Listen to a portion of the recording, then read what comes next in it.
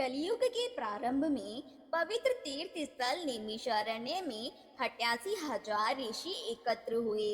उन ऋषियों ने सर्वश्रेष्ठ मुनि श्री सुत जी से पूछा, हे भगवान, कलयुग में मनुष्य में छल कपट और ईर्ष्या द्वेष के बढ़ जाने से तेजी से अशांति फैल रही है। मनुष्य धर्म कर्म को भूलकर असहायों पर अत्याचार करने और धर्म विरुद्ध आचरण करने में लिप्त है, जिससे वह पापों के बोझ से दबता जा रहा है। ऐसी दशा में मनुष्य इन विकारों से बचते हुए सुख शांति से जीवन व्यतीत कर अंत में मोक्ष को कैसे प्राप्त करे? हे भगवान, मनुष्य के कल्याण के लिए ऐसा कोई उपाय बताइए जिससे मनुष्य को पुण्य मिले तथा उसकी सभी मनोकामनाएं पूरी हो सके। शास्त्रों के सर्वश्रेष्ठ विद्वान श्री सुत जी ने कहा, हे ऋषियों, आपने जगत के कल्याण की बात पूछी है। अब मैं उस श्रेष्ठ व्रत को कहूंगा जिसके प्रभाव से सभी प्राणी जीवन में सुख संपत्ति और समृद्धि पाते हैं, उनकी सारी इच्छाएं पूरी होती हैं। इस व्रत के विषय में एक बार देवर्षि नारद जी के पूछने पर श्री विष्णु भगवान ने उनसे जो कथा कही थी, उसी कथा को मैं कहता हूँ। आप सभी ध्यान पूर्वक सुने। एक बार देवर्षि नारद मानव के कल्याण की इच्छा से विभिन्न लोकों में घूमते हुए पृथ्वी लोक में पहुँचे। उन्होंने वहां घूमते हुए देखा कि कोई पुरुष बोझा ढो रहा है, कोई भीख मांग रहा है, कोई नेत्रहीन ठोकर खाते हुए जा रहा है। लोगों को कर्मों के अनुसार दुखों से पीड़ित देखकर वे सोचने लगे कि इन प्राणियों के दुख कैसे दूर होंगे। बहुत सोचने पर भी जब उन्हें कोई उपाय न सूझा तो वे विष्णु लोक की ओर चल दिए। नारद जी को देखकर श्री विष्णु भगवान ने मुस्कुराते हुए उनके आने का कारण पूछा। नारद जी ने श्वेत वर्ण और शंख, चक्र, गदा व पद्म से सुसज्जित 4 भुजाओं वाले श्री विष्णु भगवान से कहा, हे प्रभु, आप सर्वशक्तिमान हैं और सृष्टि का पालन करते हैं। मन और वाणी भी आपके गुणों का वर्णन नहीं कर सकते। आपका न कोई आदि, न मध्य और न ही अंत है। आप सृष्टि के कण कण में विद्यमान हैं और अपने भक्तों के मनोरथ पूरे करने वाले हैं। मैं आपको नमस्कार करता हूँ।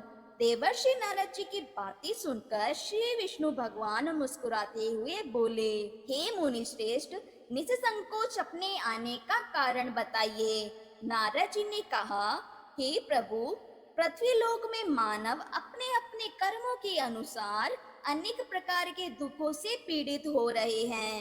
हे तीनों लोकों के स्वामी, मुझ पर कृपा करते हुए उनका दुख दूर करने का उपाय बताइए। इस पर श्री विष्णु भगवान बोले, हे नारद, अब मैं ऐसा व्रत बता रहा हूँ जिसे करने पर विश्व के सभी स्त्री पुरुषों को पापों से मुक्ति मिलेगी, उनकी निर्धनता दूर होगी और वे सुख संपत्ति के साथ आनंद पूर्वक जीवन यापन करेंगे। सारे प्राणियों के कष्टों को नष्ट करने वाला व्रत है श्री सत्यनारायण भगवान का व्रत। सारे प्राणियों के कष्टों को नष्ट करने वाला व्रत है श्री सत्यनारायण भगवान का व्रत।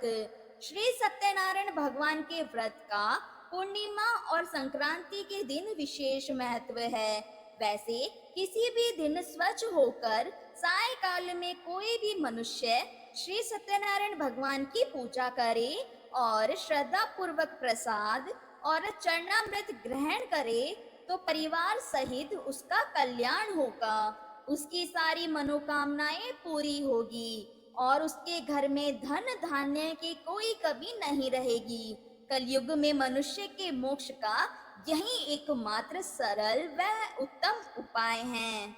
श्री शुत जी ने कहा, हे ऋषि मुनियों, अब मैं आपको उस निर्धन ब्राह्मण की कथा सुना रहा हूँ जिसने श्री सत्यनारायण भगवान का सबसे पहले व्रत किया। इस व्रत को करने से उसके सभी कष्ट दूर हो गए थे। आप सभी उसकी कथा ध्यान पूर्वक सुनो। प्राचीन काल में काशी नगरी में शतानंद नामक एक निर्धन ब्राह्मण रहता था। भिक्षा मांगकर वह अपना जीवन यापन कर रहा था। भिक्षा नहीं मिलने पर उसे भूखे पेट ही सोना पड़ता था। उसकी ऐसी दशा देखकर श्री सत्यनारायण भगवान एक दिन उस ब्राह्मण के समीप एक वृद्ध व्यक्ति के रूप में पहुंचे। उन्होंने उस ब्राह्मण से पूछा, हे विप्र, तुम इस प्रकार कष्ट सहते हुए कैसे जीवन यापन कर रहे हो? यह सुनकर ब्राह्मण बोला, हे मित्र, मैं बहुत गरीब ब्राह्मण हूँ। आय का कोई साधन न होने से भिक्षा मांगकर किसी प्रकार अपना जीवन यापन कर रहा हूँ। यदि आप मेरी निर्धनता को दूर करने का कोई उपाय जानते हो तो कृपया करके बताइए। तब वृद्ध व्यक्ति ने कहा, हे मित्र, श्री सत्यनारायण भगवान की पूजा करने, उनका व्रत करने, व्रत कथा सुनने और प्रसाद ग्रहण करने से तुम्हारी गरीबी अवश्य ही दूर होगी और तुम्हारी सारी मनोकामनाएं पूरी होगी। ब्राह्मण को व्रत का विधि विधान बताकर वृद्ध व्यक्ति रूपी श्री सत्यनारायण भगवान वहां से चले गए। निधन ब्राह्मण ने वृद्ध व्यक्ति द्वारा बताए गए व्रत को करने का निश्चय किया। प्रातःकाल उठकर श्री सत्यनारायण भगवान का व्रत रखने का निश्चय कर वह ब्राह्मण भिक्षा मांगने के लिए गया। उस दिन उसे भिक्षा में बहुत धन मिला। घर लौटकर उसने अपने आसपास के लोगों के साथ श्री सत्यनारायण भगवान की पूजा की और उन्हें व्रत कथा सुनाई। फिर सभी को प्रसाद देकर स्वयं भी ग्रहण किया। कुछ ही दिनों में उस ब्राह्मण की गरीबी दूर हो गई। उसके घर में धन धान्य की वर्षा होने लगी। अब वह ब्राह्मण हर माह श्री सत्यनारायण भगवान का व्रत करने लगा। हे श्रेष्ठ मुनियों, श्री सत्यनारायण भगवान का व्रत और पूजा करने से उस निर्धन ब्राह्मण के सभी कष्ट दूर हो गए। उस ब्राह्मण से श्री सत्यनारायण भगवान की व्रत कथा सुनकर अन्य व्यक्ति भी उनका व्रत करते हुए पूजा करने लगे। अब मैं आपको उन व्यक्तियों की भी कथा सुनाता हूँ जिनके कष्ट यह व्रत करने से दूर हुए। धन संपदा से संपन्न उस ब्राह्मण ने जब अगले माह श्री सत्यनारायण भगवान का व्रत किया तो उसमें बहुत से बंधु बांधव और मित्र सम्मिलित हुए। उसी समय एक वृद्ध लकड़हारा वहां से गुजरा। बहुत तेज प्यास लगने के कारण वह जल पीने की इच्छा से लकड़ियों के गट्टर को जमीन पर रखकर घर के आंगन में गया। वहां ब्राह्मण को व्रत करते देखकर उसने ब्राह्मण से पूछा, आप किसकी पूजा कर रहे हैं? इस व्रत को करने से क्या लाभ होता है? कृपया करके मुझे बताइए।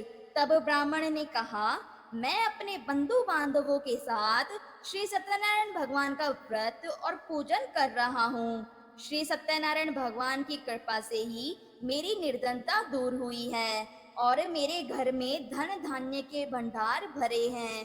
ब्राह्मण से इस व्रत के विषय में जानकर व्रत लकड़हारा बहुत प्रसन्न हुआ और प्रसाद ग्रहण करके चला गया।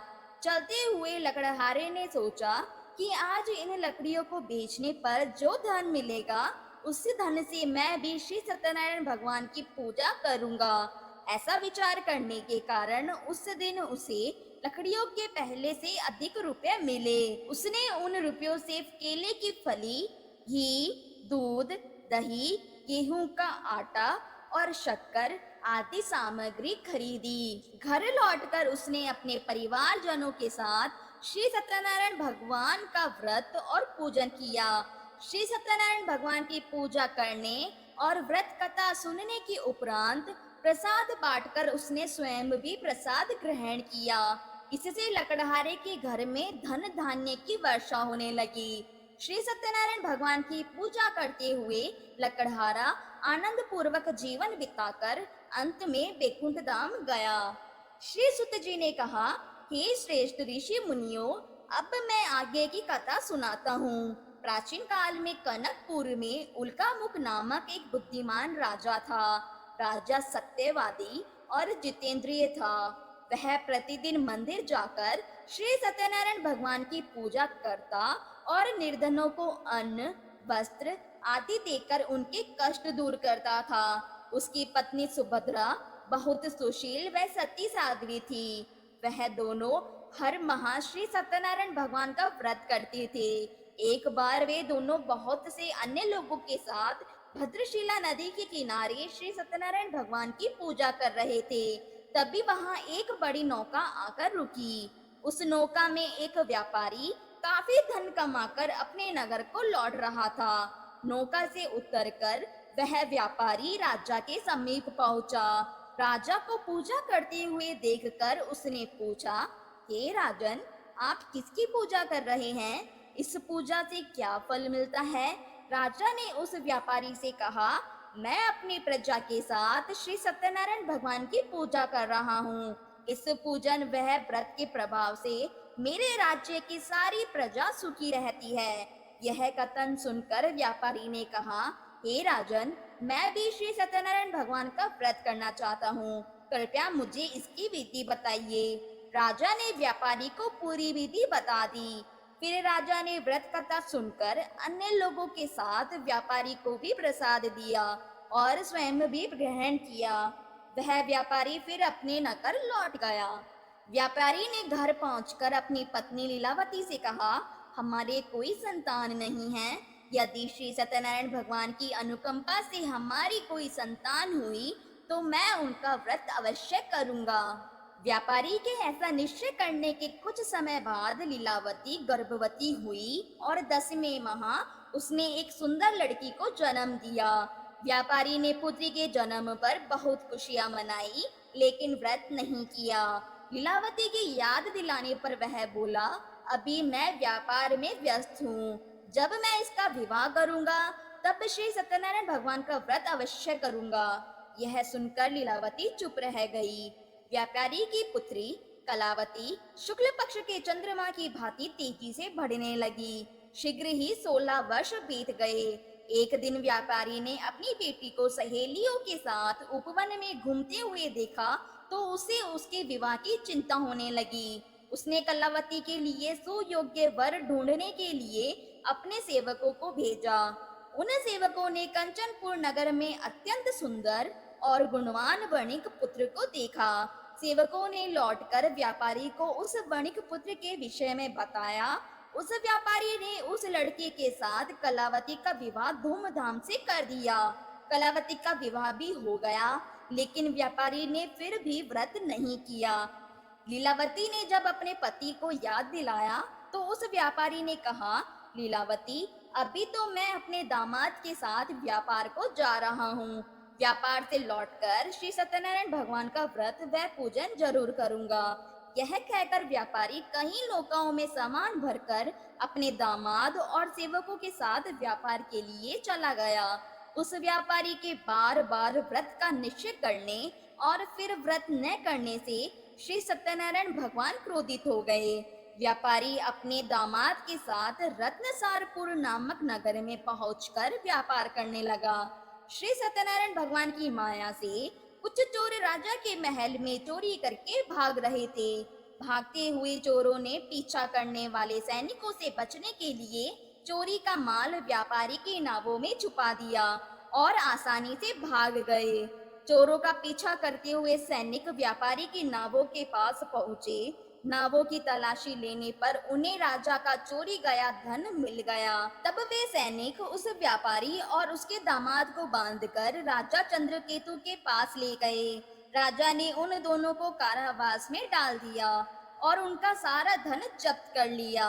श्री सत्यनारायण भगवान के प्रकोप से उधर लीलावती भी कई मुसीबतों में पड़ गई। चोर उसके घर से सारा धन चुरा ले गए।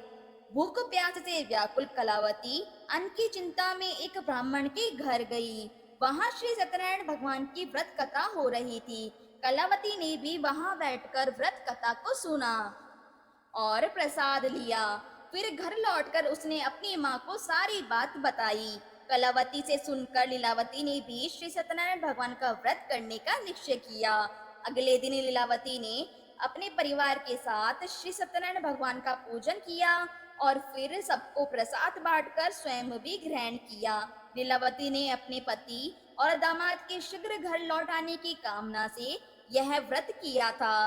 लीलावती के विधि पूर्वक व्रत करने और प्रसाद ग्रहण करने से श्री सत्यनारायण भगवान प्रसन्न हो गए और उसकी मनोकामना पूरी की। उन्होंने राजा चंद्रकेतु को स्वप्न में दर्शन देकर कहा, हे राजन, वह व्यापारी और उसका दामाद बिल्कुल निर्दोष है। सुबह ही उन दोनों को छोड़कर उनका सारा धन लौटा दो, अन्यथा तुम्हारा सारा धन, वैभव, राज्य आदि नष्ट कर दूंगा। इतना कहकर भगवान अंतर्ध्यान हो गए। प्रातः होते ही राजा चंद्रकेतु ने अपने मंत्रियों और राज ज्योतिषी को रात के स्वप्न के बारे में बताया और तुरंत उन दोनों को छोड़ दिया। उनका सारा धन भी लौटा दिया। इस प्रकार श्री सत्यनारायण भगवान की कृपा से वे दोनों अपने नगर की ओर चल दिए। श्री सुत जी बोले, उस व्यापारी ने अपने दामाद के साथ शुभ मुहूर्त में नौकाओं से प्रस्थान किया। लंबी यात्रा के बाद एक नगर के तट पर नौकाओं को रोककर दोनों भोजन करके विश्राम करने लगे। तभी श्री सत्यनारायण भगवान साधु के रूप में वहां पहुंचे। उन्होंने व्यापारी से पूछा, हे वणिक, तेरी नौकाओं में क्या है? मन ही मन यह सोचकर कि साधु अवश्य ही कुछ मांगने की इच्छा से पूछ रहा है, व्यापारी ने झूठ बोल दिया। हे दंडी स्वामी, मेरी नौकाओं में तो बेल और पत्ते भरे हैं।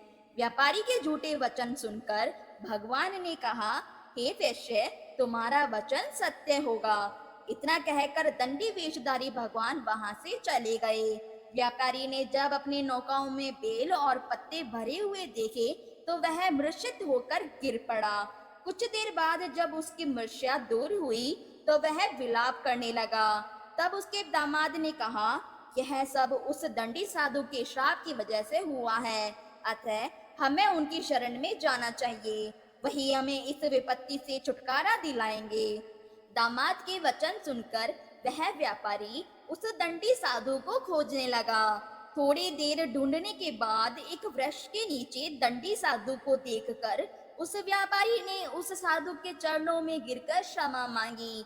दंडी रूपधारी भगवान ने कहा, हे वणिक, तेरे बार बार झूठ बोलने की वजह से ही मैंने तुझे इतना दंड दिया है। तूने बार बार श्री सत्यनारायण भगवान अर्थात मेरी पूजा करने का प्रण किया, लेकिन कभी पूजा नहीं की। तब व्यापारी ने हाथ जोड़कर कहा, हे भगवान, आप तो दीन दुखियों के कष्ट दूर करने वाले हैं, मेरी इस गलती को क्षमा करें। आपके रूप को तो ब्रह्मा आदि भी नहीं जान पाते, फिर भला मैं अज्ञानी कैसे समझ सकता हूँ। अब मैं सदैव श्री सत्यनारायण भगवान का व्रत व पूजन किया करूँगा। आप मुझ पर कृपा करें। व्यापारी की क्षमा याचना सुनकर भगवान ने उसे क्षमा कर दिया। तभी व्यापारी की नौकाओं में भरे हुए बेल और पत्ते पुण्य धन धान्य में परिवर्तित हो गए। व्यापारी ने अपने दामाद के साथ अगले दिन श्री सत्यनारायण भगवान का व्रत और पूजन किया। फिर व्यापारी अपने नगर की ओर चल दिया।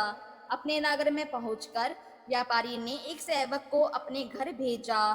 सेवक ने घर पहुंचकर लीलावती को व्यापारी के पहुंचने की सूचना दी। कलावती और लीलावती श्री सत्यनारायण भगवान का पूजन कर रही थी। पति और दामाद के लौट आने का समाचार सुनकर लीलावती ने पूजा पूरी करके प्रसाद ग्रहण किया और अपनी बेटी से कहा, बेटी, मैं अपने पति के दर्शन को जा रही हूँ, तू घर का काम पूरा करके आ जाना।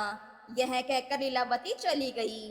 पति से मिलने की खुशी में कलावती प्रसाद ग्रहण किए बिना ही घर से निकलकर नदी किनारे पहुंच गई।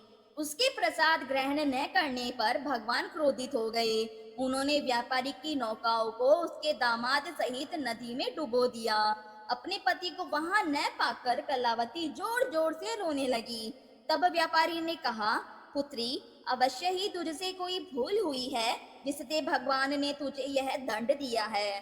तब व्यापारी ने भगवान से प्रार्थना की, हे भगवान, मेरे परिवार के किसी सदस्य से कोई भूल हुई हो तो उसे क्षमा कर देना। तभी आकाशवाणी हुई, हे वणिक, तेरी पुत्री मेरा प्रसाद छोड़कर चली आई है। उसकी इस भूल के कारण ही नावों के साथ साथ तुम्हारा दामाद भी नदी में डूब गया है। यदि अभी तेरी पुत्री प्रसाद ग्रहण करके वापस आए तो ही उसे पति के दर्शन होंगे। डूबी हुई नौकाएं भी जल के ऊपर आ जाएगी। यह सुनकर कलावती वापस गई और श्रद्धा पूर्वक प्रसाद ग्रहण करके वापस आई। कलावती के प्रसाद ग्रहण करके लौटते ही नौकाएं जल के ऊपर आ गई। व्यापारी का दामाद भी सुरक्षित नदी से बाहर आ गया। घर लौटकर व्यापारी ने अपने परिवार और बंधु बांधवों के साथ श्री सत्यनारायण भगवान की पूजा की और सबको प्रसाद बांटकर स्वयं भी ग्रहण किया। भगवान का विधिवत पूजन करने से उस व्यापारी का घर धन धान्य से भरपूर हो गया। उसकी सारी मनोकामनाएं पूरी हुई और वह सुखपूर्वक जीवन यापन करता हुआ अंत में वैकुंठ धाम को चला गया। श्री सुत जी बोले, हे ऋषि मुनियों, मैं एक अन्य कथा भी सुनाता हूँ। कौशलपुर नगर में तुंगध्वज नाम का एक राजा था। उसकी प्रजा सुखपूर्वक रह रही थी, लेकिन एक बार उसने भी श्री सत्यनारायण भगवान का प्रसाद ग्रहण नहीं किया, जिससे उसे बहुत दुख झेलने पड़े। एक दिन राजा तुंगध्वज जंगल में हिंसक जानवरों का शिकार करने गया था। शिकार के पीछे तेजी से घोड़ा दौड़ाते हुए वह अपने सैनिकों से अलग हो गया। शिकार की दौड़ धूप से वह बहुत थक गया था। कुछ देर विश्राम करने के लिए वह एक बड़े वृक्ष के नीचे बैठ गया।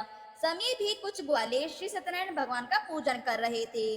राजा उनके पास से गुजरा, लेकिन उसने भगवान को नमस्कार नहीं किया।